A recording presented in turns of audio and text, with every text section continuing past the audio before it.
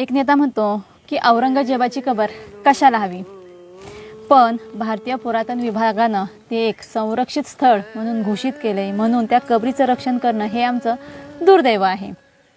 तर दुसरा नेता म्हणतो की औरंगजेबाची कबर हटवण्यासाठी आम्ही तयारच बसलोय. अखेर तुमच्या विक्षोभक भाषणामुळे 17 मार्चला नागपूरमध्ये दंगल झाली. भाषणं ठोकून तुम्ही बाजूला होताय. दगडफेक झाली, हिंसाचार झाला, जाळपोळ झाली, स्थानिक नागरिकांचे, दुकानदारांचे मोठ्या प्रमाणात नुकसान झालं. अग्निशामक दलाचे जवान जखमी झालेत.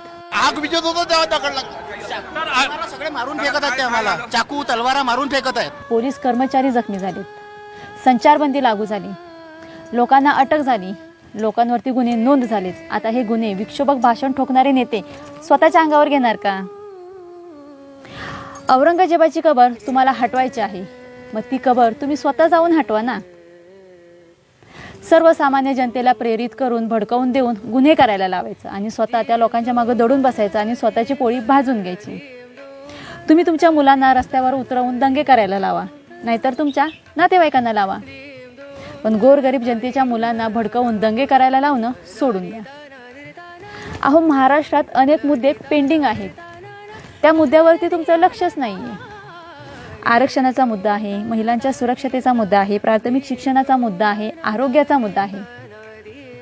विकासाच्या मुद्द्यावरून तुम्ही बिनधास्त भांडा ना, तुम्हाला कुणीही रोखणार नाही. तसंच संतोष देशमुखांच्या खुनाचा देखील मुद्दा आहे. कदाचित या मुद्द्यावरूनच समाजाचं ध्यान भटकवण्यासाठी नागपूर दंगलीचा तुम्ही सुनियोजित कट तर आखला नसाल ना. 2014ला सबका साथ सबका विकासाच्या मुद्द्यावरून तुम्ही सुरुवात केली होती आणि आज हम एक है तो सेफ याच्या मुद्द्यावर येऊन तुम्ही थांबलाय. बाकी औरंगजेबाची कबर जर असेल तर आम्ही आमच्या पुढच्या पिढीला गर्वाने सांगू की मराठा साम्राज्य काबीज करायच्या उद्देशानं आलेल्या औरंगजेबाला पण शेवटी या महाराष्ट्राच्या मातीतच मिळावं लागलं, पण तो आमच्या राजांना पराभूत करू शकला नाही. हा आमचा इतिहास आहे.